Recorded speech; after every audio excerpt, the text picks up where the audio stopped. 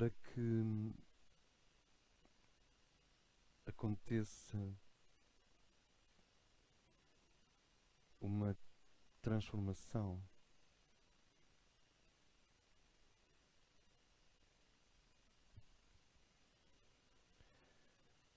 E, portanto, para que todo o ser se renove,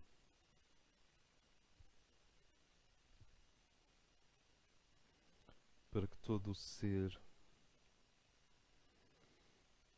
renasça,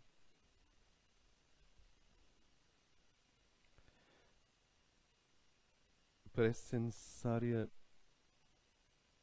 a ação de algo vivo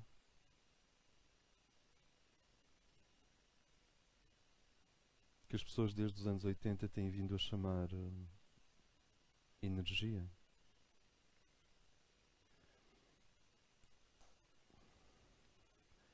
Parece ser necessária a ação de algo vivo sobre nós.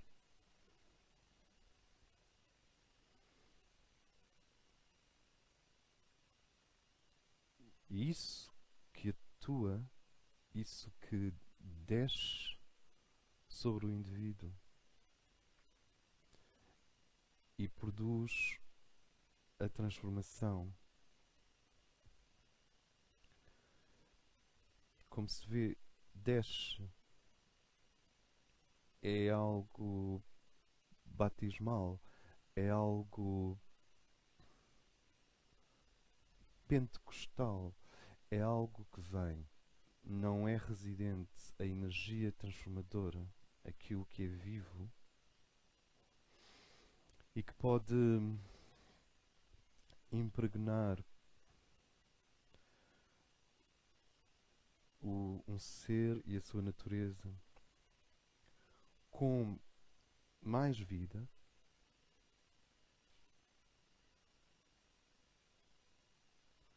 com um estado de ser, com um estado de, não só na existência, mas na essência, um estado de ser acima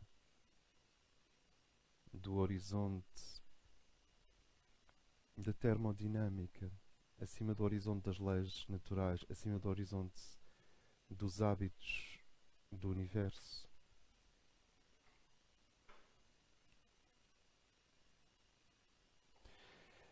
Isso que vem não é inerente aos corpos, não é inerente aos veículos, não é da natureza tridimensional. O corpo físico não contém em si, de uma maneira total, a sua capacidade de transformação. A natureza das emoções não contém em si a chave para o contentamento, a chave para a serenidade plena. Isto é, uma serenidade criativa. Não contém em si a chave da harmonia psicoafetiva. E a mente parece não conter de todo em si mesma a chave daquilo que se chama o silêncio.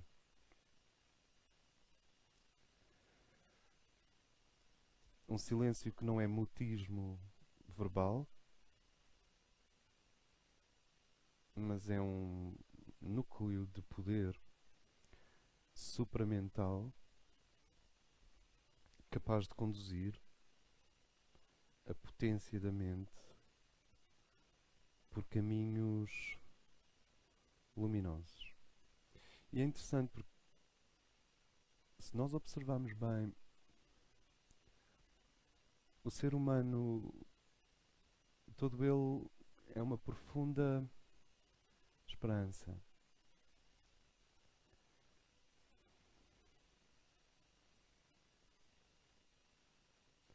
É um esperar. É um saber que, a partir de um certo grau de consciência, ele é o polo receptor de um milagre, de um acontecimento ao qual nós estamos dando o nome geral de iniciação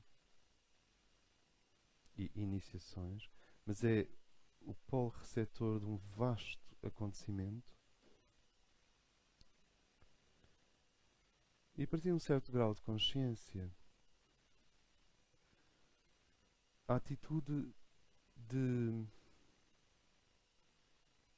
chamar, aspirar, invocar, esperar, é o dia a dia, é a respiração de um ser lúcido, de um discípulo. Discípulo de si próprio, como nós temos vindo a ver.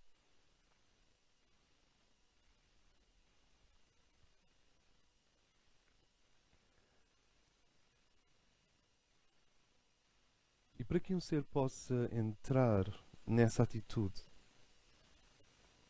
de esperar, de chamar, de invocar, de aspirar, ele necessita, parece-me, ele necessita de compreender, de realizar algo que está no ar. Eu diria, é a pele dos dias. Que é o facto de que a criação é um ato de amor. Que toda a criação é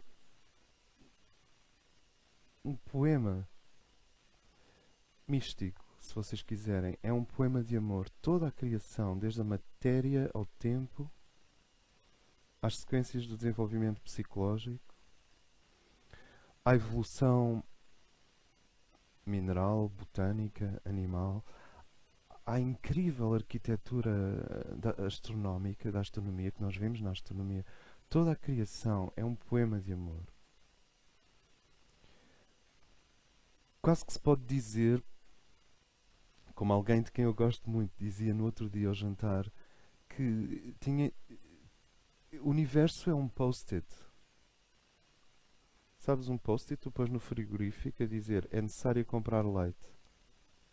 Que o universo é um remembering.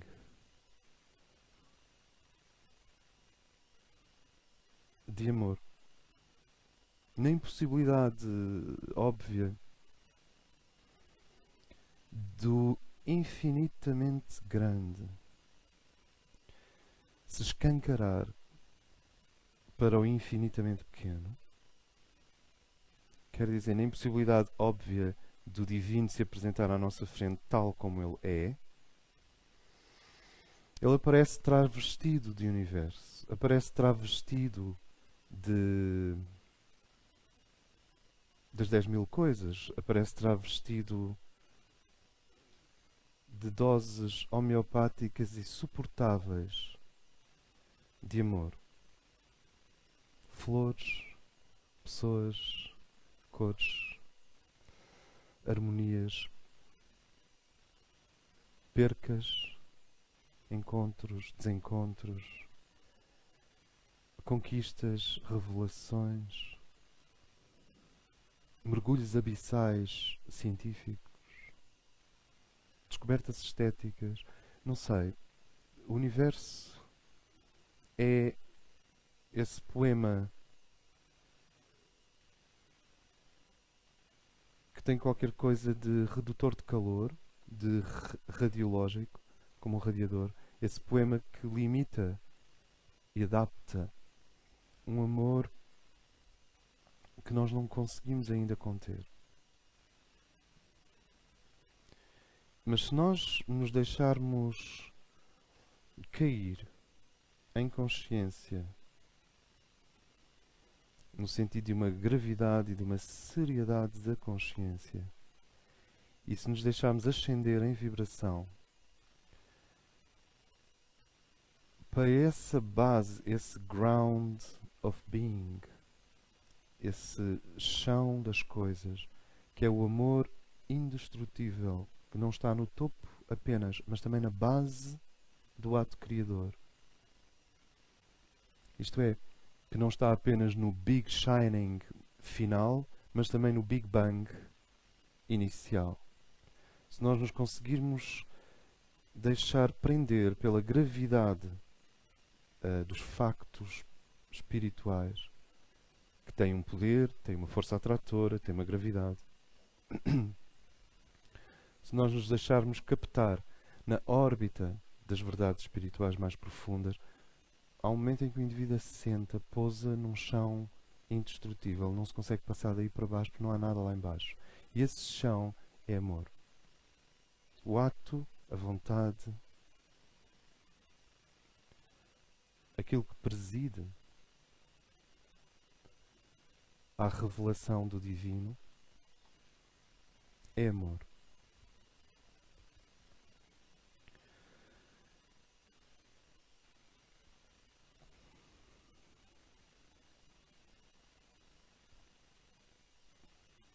E quando um ser para refletir, para contemplar, para se deixar invadir por este facto, então há uma rotação da consciência, há uma mudança na consciência, em que ele naturalmente quer devolver esse ato de amor ao divino. A maior felicidade que eu conheço é ter descoberto um dia que existe e podia não existir. É tão frágil como uma bolha de sabão. É tão alucinante como uma pena de um pássaro levado pelo ar quente. É tão improvável como os cristais de gelo, que são tão geométricos e se mudam constantemente. Mas aconteceu. Notem que quando estamos aqui a falar de amor, nós não estamos no nível em que o amor se transforma em afeto, nem no nível em que o amor se transforma em apego. Isso já são ramificações, já são as histórias do amor. Nós estamos na base. O universo é a expressão de um que os gregos chamavam eros universal. Talvez se possa até ir mais longe, de um agape que nós compreendemos deficientemente. E nós podemos dizer que o indivíduo chegou a uma etapa sólida do seu desenvolvimento, a uma etapa madura, eu estou a evitar usar a palavra séria, a uma etapa sólida do seu desenvolvimento. Quer dizer que alguma coisa do monolito do 2001 Odisseia no Espaço já está dentro dele e não fora dele. Vocês sabem de que monolito é que nós estamos aqui a falar? Pode-se dizer que o indivíduo entrou na fase séria, astronómica, avançada, profunda da consciência, quando ele consegue assentar os seus pés no amor cósmico. Não se trata de tentar emaranhar pelos ideais até o amor cósmico. Não se trata de se sublimar e de se purificar e de se automoldar até o amor cósmico. Trata-se de, antes de mais nada, realizar este facto mais ou menos fotográfico de que o amor é a base.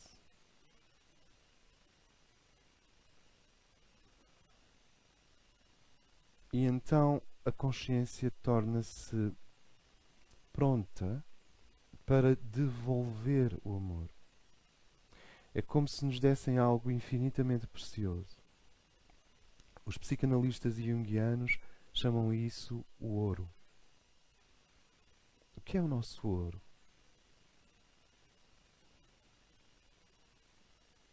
O que é o mais precioso? A mão esquerda? A orelha esquerda? Para Van Gogh, a orelha era realmente um problema. O que é o mais precioso para nós? O que é aquilo que nós seguramos e não queremos mesmo deixar cair? É a nossa vida, no sentido vitalista, no sentido prânico? É a nossa elasticidade? Qualquer pessoa que tenha tido um filho sabe que o mais precioso, instantaneamente, a primeira coisa que vem é o meu filho. O meu filho é mais precioso que uma palmeira. Qualquer pessoa que tenha se desdobrado noutro sabe quanto do seu ouro está no outro. O que é uma experiência terrível. Alguém transporta o nosso ouro. Alguém é tão precioso para nós quanto nós próprios. É quase uma agonia. Isto também se pode passar com um relógio, ou com um país, ou com um livro, ou com uma obra de arte, mas normalmente passa-se entre pessoas.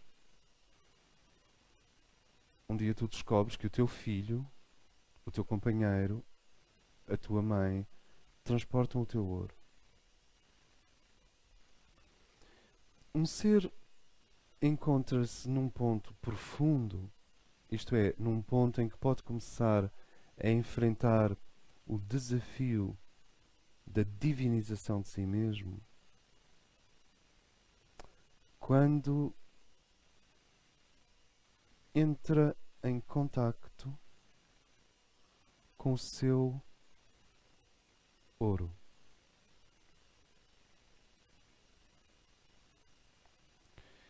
E esse ouro, parece-me,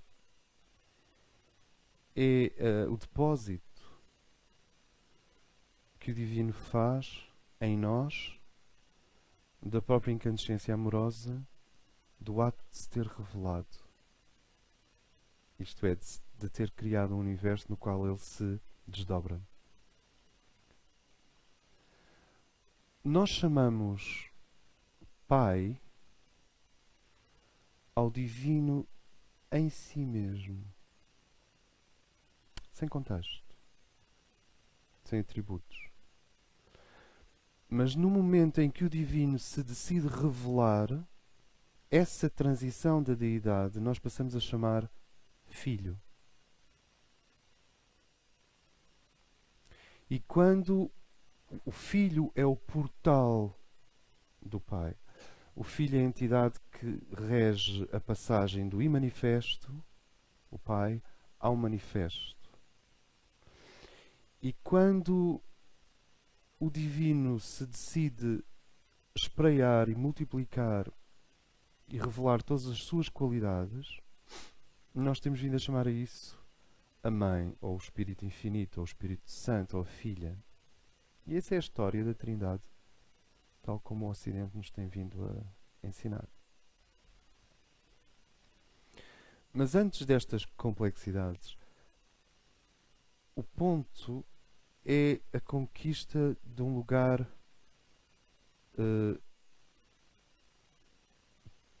sólido como um diamante. Fixo. E de preferência um lugar tão sólido e tão fixo que seja mais significativo, mais poderoso, mais fecundo do que todas as outras coisas. E esse lugar sólido, esse lugar fixo, sendo mais fecundo que todas as outras coisas, é como uma fonte inesgotável. É uma fonte de onde nós podemos esperar uma recarga constante. Um arrepio na espinha eterno. Um arrepio na espinha eterna é uma boa ideia. Uma eletrificação nobre do ser, uma elevação acima do pó. Esse lugar fixo, esse lugar firme, esse diamante, aquilo que a tradição tibetana chama o Vajra, o relâmpago e o trovão, é a constatação de que o universo é um ato de amor. É um sim. É um faça-se. Não é um desfaça-se.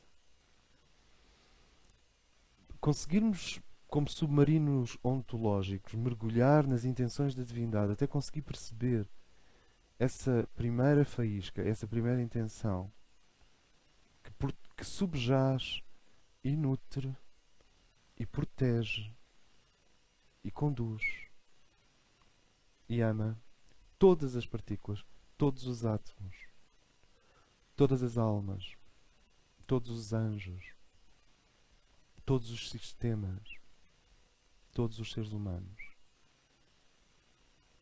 Quando um ser consegue reorganizar-se, reposicionar-se, até perceber que caminha sobre o amor. Claro que há um amor a compreender, a atingir, a revelar, a manifestar. Mas antes de mais nada, como um bom caminhante budista no Vietnã, entender que, sabes, aqueles velhinhos budistas no Vietnã, na floresta, descalços, com as folhas de outono, esse mesmo. Ou aquela velhinha toda iluminada nas florestas da Suíça. É essa. Tu conseguis caminhar sobre o chão do amor.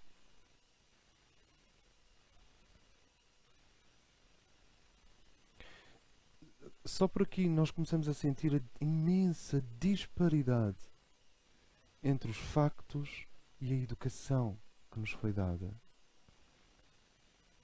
E mais do que a educação pretendida, organizada pelas escolas, a educação imposta pelo meio ambiente e a educação,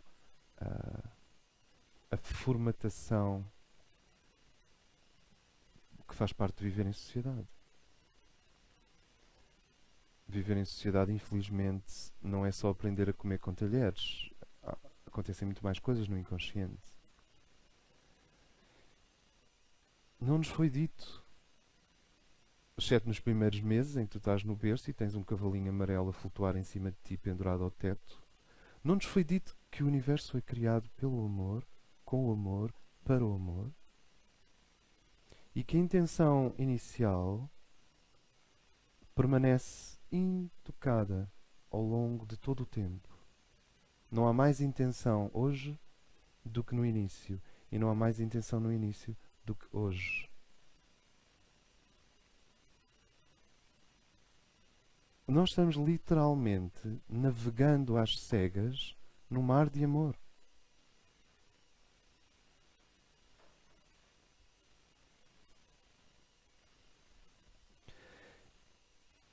E quando nós compreendemos esta raiz amorosa da existência e da realidade,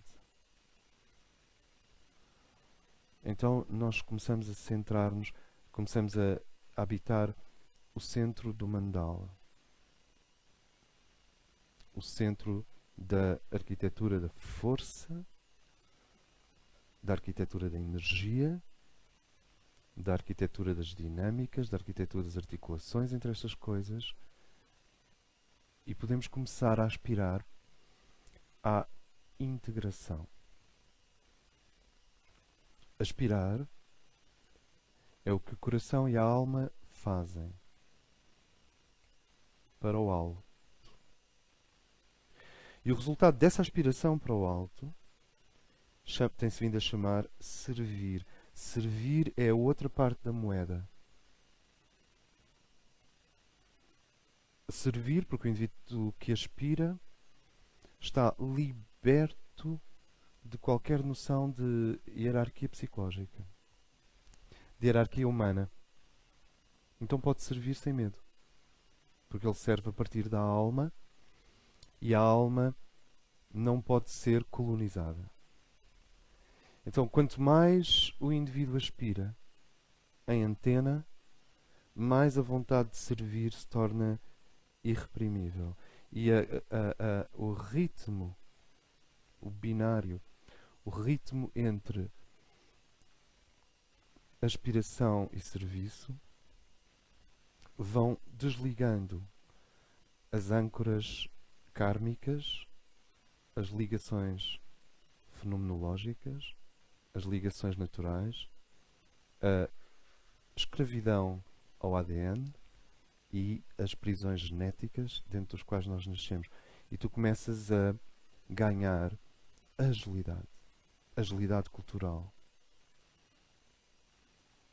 Tu sabes se um poema, um texto, a fachada de um edifício, uma peça de vestuário, uma ideia política, uma interface, um diálogo, um filme,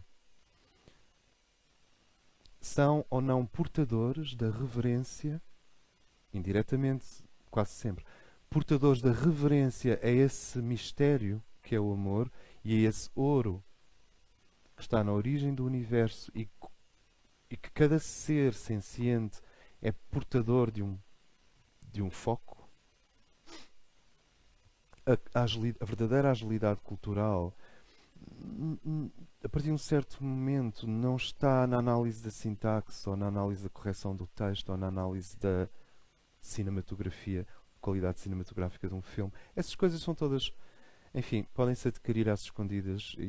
Agora, a verdadeira competência cultural, a verdadeira agilidade cultural é quando o indivíduo sente de uma forma irredutível a intenção do criador de uma obra, do criador de uma ideia política, do criador de um facto político, no pano de fundo das verdadeiras intenções do cosmos. Isso é que é competência cultural. Senão o indivíduo é levado pelos meandros estilísticos e perde-se.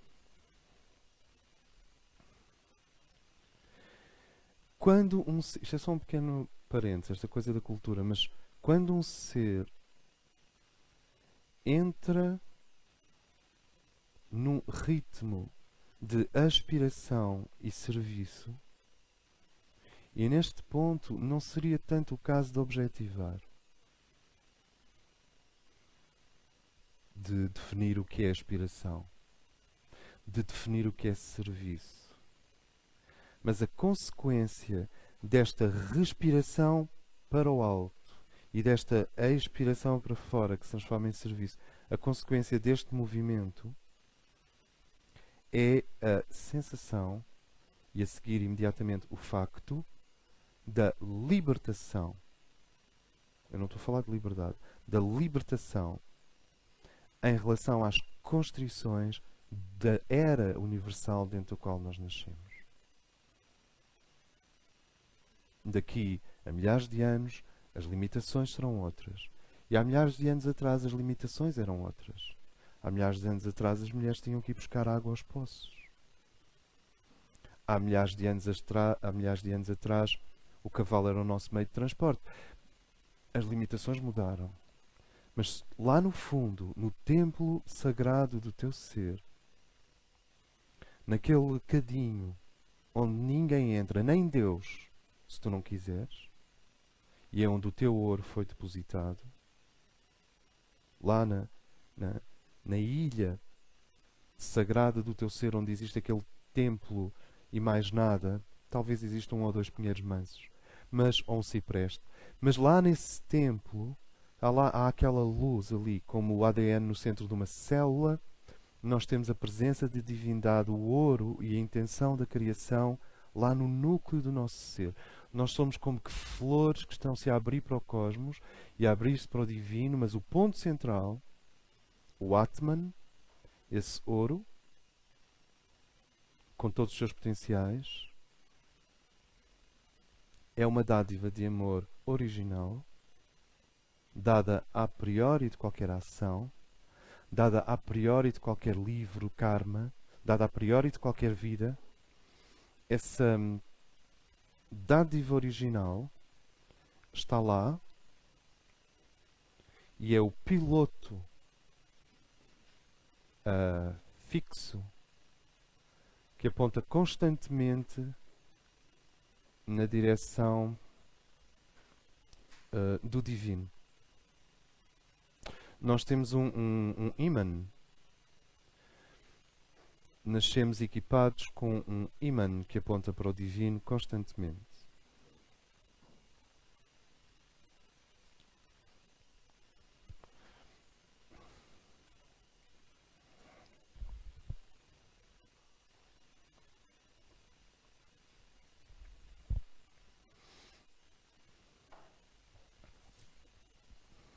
Nesse sentido,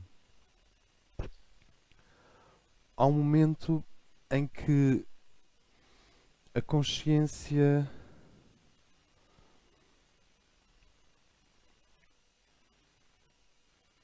é tomada por uma vontade que gradualmente se vai resumindo a uma... É claro, isto não se transformará em disfuncionalidade. Não pode. Não se transformará em apatia social. Não se transformará em... naquele egoísmo espiritual que vocês conhecem bem. Não. O indivíduo continua lúcido, ágil, presente, com fósforo, com potássio, com magnético, diurno, agindo sobre o mundo à sua volta. Mas aqui nós estamos nos níveis internos. Ao momento em que a consciência tende para uma única coisa: devolver ao divino o mesmo ato de amor que lhe foi entregue na criação do seu ser. It's a love story. Devolver ao divino é como se tu dissesses: eu ainda não compreendo as implicações em comprimento e largura, em altura e profundidade. Eu ainda não compreendo as implicações de eu existir. Eu ainda não compreendo a totalidade do que está implícito, agora e na eternidade, pelo facto de eu ter sido extraído do impossível para o possível. Do facto de eu ter sido extraído do mundo dos potenciais para o mundo da potência. Porque tu és potência, não és potencial. Também és potencial, mas isso é outra história. Tu passaste do horizonte de eventos para cá. Existes. Existes mesmo. Não interessa se o físico existe menos que a mente, se a mente é a realidade que controla a realidade exterior. São outras coisas. O ponto é que há um nível onde tu definitivamente existes. E a não compreensão disso é um mistério. E a não compreensão disso é porque, em grande parte, o amor é difícil de compreender ainda. É difícil de conter. E nesse processo de descoberta da infinita ternura e também da infinita virilidade, ternura, virilidade, que estão por detrás do dar-nos à luz, do universo nos ter gerado e do divino nos ter gerado com o universo, há um momento em que o indivíduo quer pegar nesse ouro e devolvê-lo, que é o ato fundamental de gratidão que provavelmente irá selar a relação do indivíduo, de um ser, com o divino. O que alguns ambientes chamam consagração. A consagração é quando, sem ansiedade, sem pressa, realmente as melhores coisas da vida fazem-se devagar. É como um vinho, como o vinho. A consagração é um processo lento, amadurecido. Vocês não podem ter mais rugas do que aquelas que têm. Se querem ter mais rugas, vão ter que esperar uns anos. Então, a consagração é isso.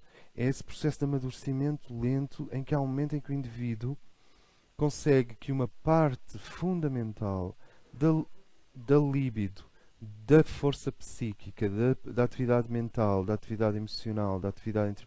Tudo isso passe para lá, do nível do eu existo em plenitude, para o nível de Pai, seja feita a tua vontade. E isso sela a relação e fecha, sela hermeticamente, a relação entre o núcleo em ti que é criador. Nós nem sequer estamos ainda exatamente a falar de um Pai universal, transcósmico, para além do cosmos. Estamos a falar da tua mónada, do teu núcleo criador. É um momento em que tu lanças esse ouro que o Pai nos dá, o indivíduo lança-o até ao alto e então, ao fechar-se hermético da câmara de ascensão nele. Não há ascensão sem consagração. E esse fechar-se hermético tem uma geometria, tem um campo eletromagnético. A consagração, quer dizer, quando o indivíduo consegue pegar neste movimento de existir, existir, e aprende a insistir, quando o indivíduo consegue pegar neste movimento todo, e isso vem, eu insisto, com a maturidade, com experiências vividas, com aprendizados, com descartar, umas vezes natural, outras vezes mais doloroso, mas o descartar de páginas da vida. Vem com um processo psicológico sazonado, profundo, com sabor. Não vem. O processo de consagração é uma coisa que a nossa alma deseja ardentemente. É o maior desejo da alma, é que a personalidade se consagre.